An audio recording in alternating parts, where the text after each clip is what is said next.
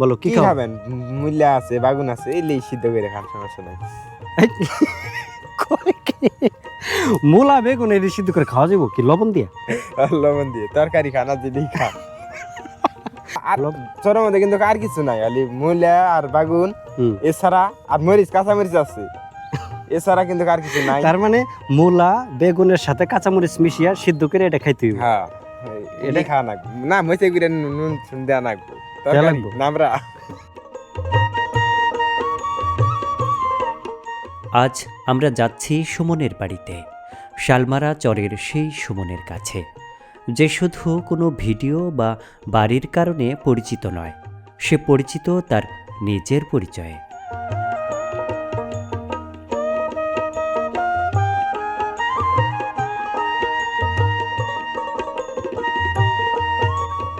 আজ আমরা সুমনের সঙ্গে কিছু ভালো সময় কাটাতে চাই, তার কাছে বসতে চাই, তার কাজ, তার জীবন আর তার প্রতিদিনের সংগ্রামটা একটু কাছ থেকে দেখতে চাই।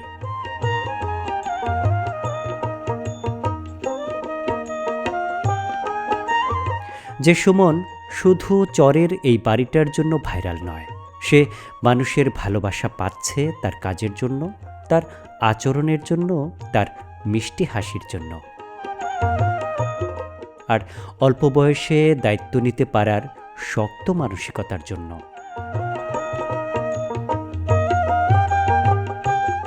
এই বয়সে যেখানে অনেকেই দিশেহারা, অনেকে ভুল পথে পা বাড়াচ্ছে, সেখানে সুমন নিজের জীবনটা গুছিয়ে নিয়েছে কাজ দিয়ে। তার বয়স মাত্র 16 থেকে 18 এর মধ্যে, কিন্তু তার চিন্তাভাবনা অনেক বড়। নির্জন এই শালমারা চরে সে একাই বসবাস করে।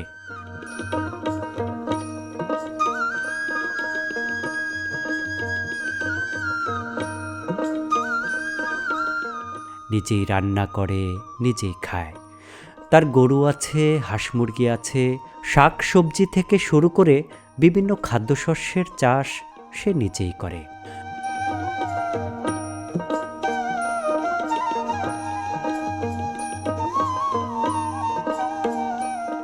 ভোর হলে তার দিন শুরু হয়। কখনো গরুর খোঁজ নিতে হয়, কখনো রান্না, কখনো আবার মাঠের কাজ। এই সব কিছুই সে করে কোনো অভিযোগ ছাড়া, নিজের মনে নিবৃত্তে কাজ করে যায়। এই সমাজে অনেক ছেলেপেলে যখন পথ হারিয়ে বিপথে যাচ্ছে, ঠিক তখনই সুমন নিজের কাজ দিয়ে একটা উদাহরণ হয়ে উঠেছে। তার জীবনটি যেন একটি শিক্ষা। তার জীবনকে পর্যালোচনা করলেই একজন মানুষ সঠিক পথের সন্ধান পেয়ে যাবে।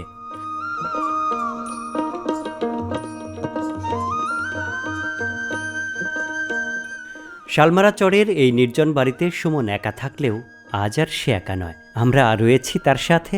আজকে আমরা তার সাথে ছোট্ট একটি বনভোজন অর্থাৎ পিকনিকের আয়োজন করব। আমাদের সাথে থাকুন, দেখতে থাকুন।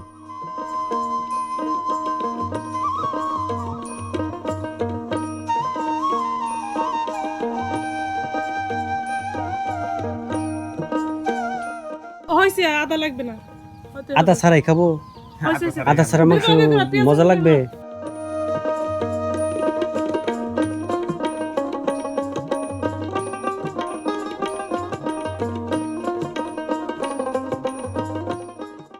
প্রিয় বন্ধুরা, আমরা এখন চলে আসলাম শালমারার ঘাটে। এইখান থেকে আমরা যাব সেই সুমনের বাড়ি। ওই যে সামনে যে দূরে চর দেখা যায়, ওইখানেই সুমনের বাড়ি অবস্থিত। আমরা সেখানে যাব, আপনাদেরকে দেখাবো সুমনের বাড়ির বর্তমান পরিস্থিতি কি, এই শীতের সিজনে কেমন আছে সুমন এবং তাদের পারিপার্শ্বিক কী অবস্থা, সব কিছুই তুলে ধরার চেষ্টা করব সামনে এগিয়ে। তো আমাদের সাথেই থাকুন, দেখতে থাকুন।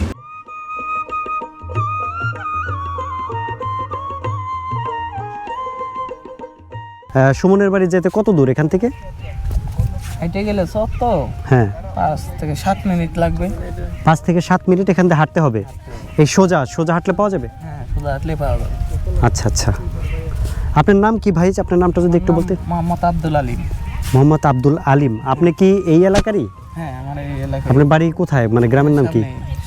শালমারা। শালমারাতে আপনার বাড়ি? আর সুমনের বাড়ি একটা পুরাতন বাড়ি, যেটা ওটা রাইখে আসলাম। আর ওইটা হলো নতুন বাড়ি? নতুন চরের মধ্যে যেটা, ওটা নতুন।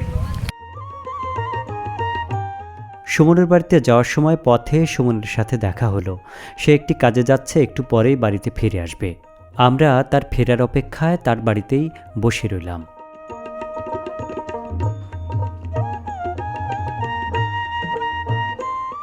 এই যে আমরা চলে আসছি, এটা কিন্তু সুমনের বাড়ি। সুমন, এই যে এটা হলো সুমনের বাড়ি এবং ঘর। এই যে সুমনের গরু রয়েছে এখানে। শালমারা চরের সেই বিখ্যাত সুমনের বাড়ি এটা। এই যে সুমনের সেই আগের ঘর, যেই ঘরটা আপনারা অনেক ভিডিওতে দেখেছেন, এই সেই পুরানো ঘর। আর এইটা হলো সুমনের নতুন ঘর। সুমনের যে তালা দিয়ে একটু আগে চলে গেছে। সুমন কুড়িগ্রামের সেই বুরুঙ্গামারি থানা সদর সেখানে গেছে জরুরি একটি কাজে। তার সাথে আমাদের দেখা হয়েছিল, সে তালা দিয়ে চলে গেছে। এখানে তার গরুগুলা রয়েছে, এই যে তার গরু, তার খড়ের একটা পালা রয়েছে। সুমন কিন্তু বাড়িতে একাই থাকে। এখানে সুমনের একটি ভাঙা সাইকেল রয়েছে। এই পাশে দেখতে পাচ্ছি সুমনের সেই গোয়াল ঘর, যেই ঘরে সুমনের এই গরুগুলা থাকে। এই যে গোয়াল ঘর, এই ঘরের ভিতরে গরু এবং এই যে গোড়ার ব্যবস্থাও আছে ভিতরে, ওখানে ঘাস খায়। সুমন কিন্তু অনেক পরিষ্কার এবং পরিপাটি হয়ে থাকে সব কিছু। এই পাশে দেখাচ্ছি সুমনের বেশ কিছু কলা গাছ রয়েছে। এখান দিয়ে কলার কাঁদিও আসছে কিছু কলা গাছে। এই যে খুবই সুন্দর করে সাজানো গোছানো সুমনের বাড়িটি। ওই যে কলা গাছে কাঁদি চলে আসছে, এটাই দেখছেন। এখানে সে কিছু লাউ গাছও বুনছে। এই যে সুমনের লাউ গাছ। গরুগুলার আবার কিছু বাছুর রয়েছে, ছোট ছোট বাছুরগুলার জন্য আলাদা কিন্তু গোড়া করে দিয়েছে। বাছুরগুলা আলাদাভাবে এখানে ঘাস খাচ্ছে। এবং সুমন এই পাশ দিয়ে একেবারে সারি সারি সুপারি গাছ তৈরি করছে, সুপারি গাছ বলছে। দেখেন সুপারি গাছগুলো কত সুন্দর লাগতেছে এই পাশ থেকে। এই যে এক সারি সুপারি গাছ।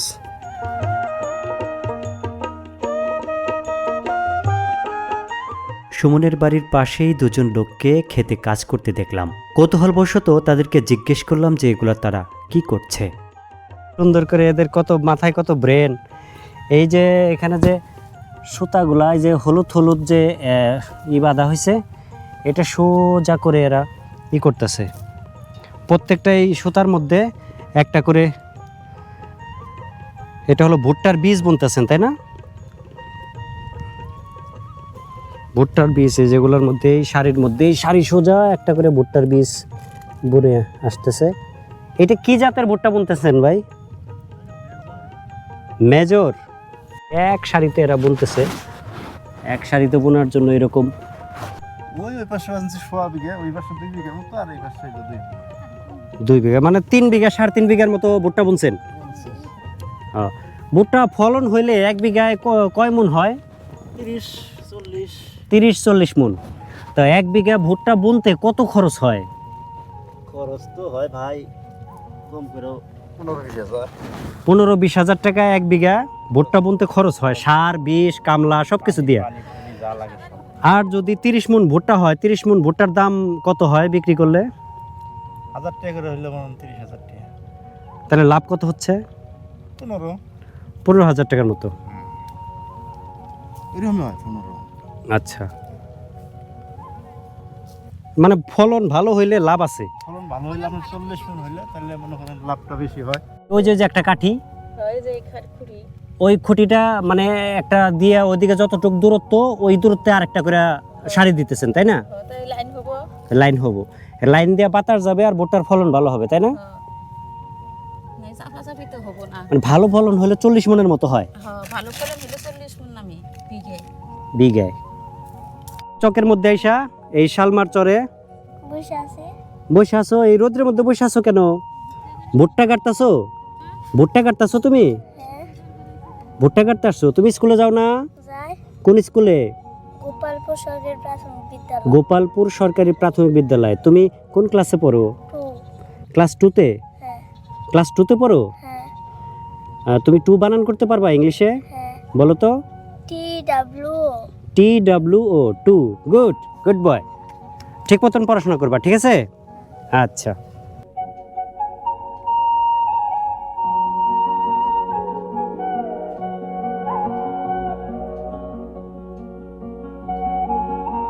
আমরা বেশ কিছুক্ষণ সুমনের বাড়িতে অপেক্ষা করলাম। এর মাঝেই সুমন তার কাজ শেষ করে মোটরসাইকেল নিয়ে তার বাড়িতে চলে আসলো।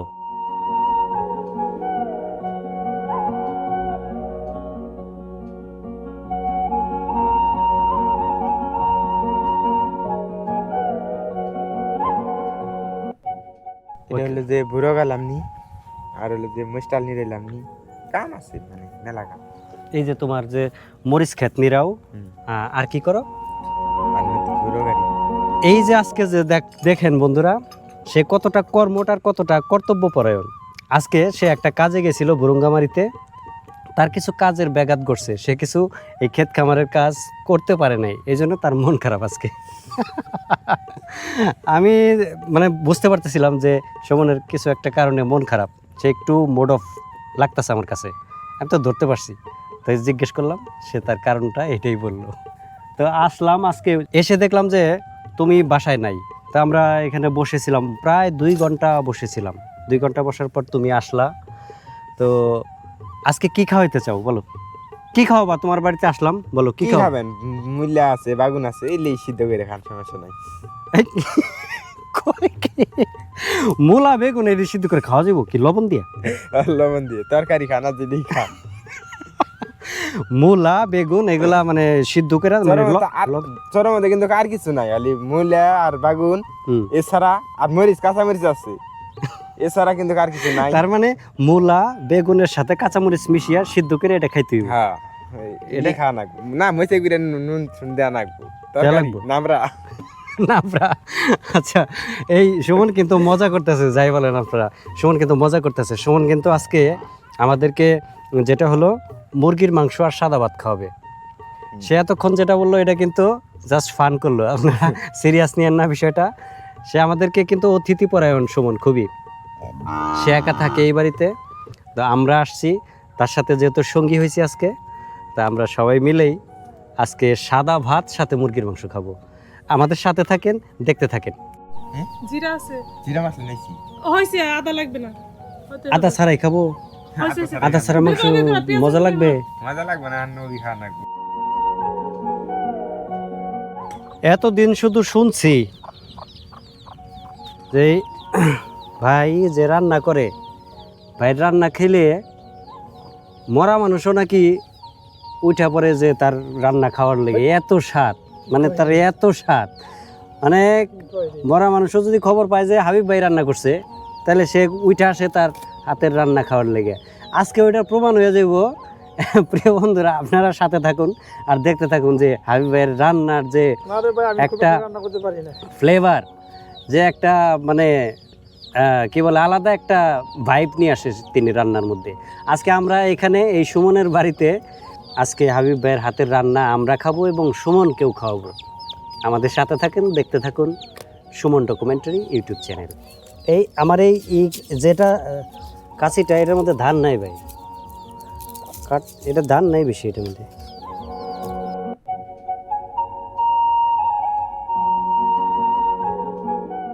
সুমনের খুব প্রিয় একটি বাছুর রয়েছে। সুমন যখন কাজ করে তার আশেপাশে দৌড়ে তার কাছে যায়, তাকে গা ঘেঁষে আদর জানায়।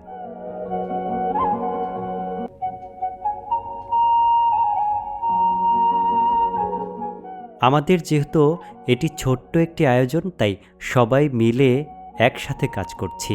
আসলে সবাই মিলে একসাথে কাজ করে খাওয়া দাওয়া করার মজাই আলাদা।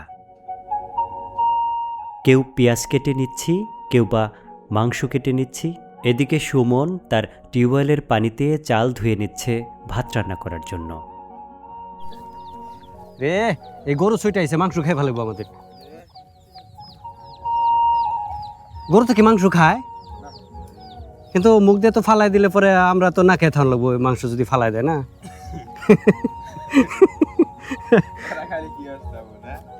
না মাংস খেলে ওরা অসুখ হয়ে যাবে, তো ওরা তো মাংসাশী না, ওরা হলো তৃণভোজী। এগুলাই নিব আসলে, এগুলা দিয়ে রান্না করব। দেখি এগুলা নিয়ে যাই। ডিজিটাল চুলা, এই চুলার মধ্যেই আজকে সে চড়ুইবাতি হবে। এই যে সুমনের ট্রাক্টর দেখা যায়, আর এখানে চুলার গুলা দিয়ে এখানে এই যে লাকড়ি দিয়ে রান্না করবো আমরা।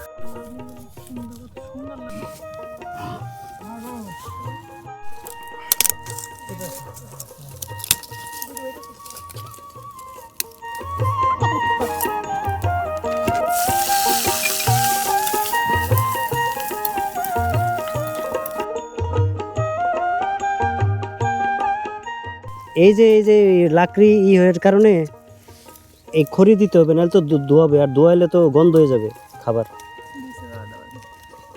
এই দাঁড়ান, এগুলা হইলে এই যে এগুলা দিলেই জ্বলবে। হ্যাঁ না, খড়ি দিলাম তো, খড়ি একবার ধরলে তখন আবার ওগুলা জ্বলবে।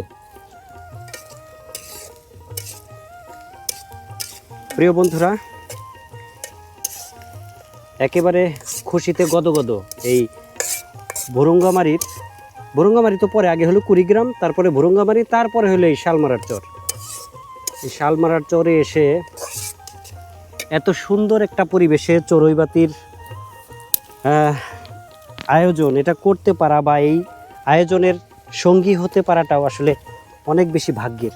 আগুন এসে লাগছে হাতের মধ্যে।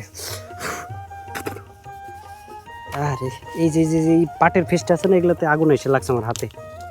তো যা বলছিলাম, এইখানে এই খোলা আকাশের নিচে মাংস আর সাদা ভাত, এইটাই আমার মনে হয় আজকে অমৃতের মতো লাগবে। কারণ এতটা আসলে আন্তরিকতা, ভালোবাসা সুমনের এখানে পেলাম সুমনের বাড়িতে এসে, যেটা আসলে মনে রাখার মতো এবং মেমোরেবল একটা। এখানে সুমন এত বড় একটা বাড়ি, বেশ বড় একটা বাড়ি, সে একাই থাকে, তার গরু আছে, তার এই যে পাশে মরিচের ক্ষেত আছে, তার রান্না বান্না সব কিছু সে একাই করে। তো ভাবলাম যে সুমনের সাথে যদি একবেলা খাবার খাওয়া যায়, সুমনও যেমন উপভোগ করবে, আমরাও বিষয়টাকে অনেক বেশি এনজয় করব। সেই পার্সপেক্ট থেকেই আসলে এই এর চড়ুইবাতির সঙ্গী হওয়া, চড়ুইবাতির আয়োজন করা। সকলের স্বতঃস্ফূর্ত অংশগ্রহণে আমাদের এই রান্না, এই বনভোজন একেবারে আনন্দমুখর আর উৎসবের রূপ নিয়েছে। আমরা শুধু রান্না করছি না, গল্প করছি, হাসি তামাশায় একেবারে মেতে রয়েছি।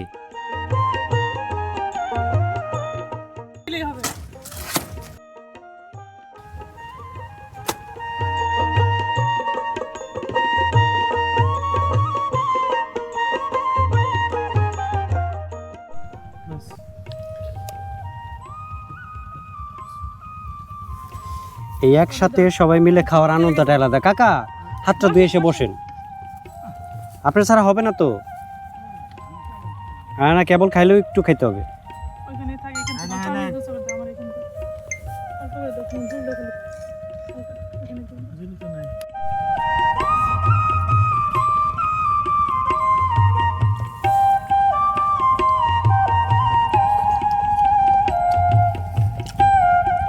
রান্নাবান্না শেষ, এখন আমরা সবাই একসাথে বসে খাচ্ছি।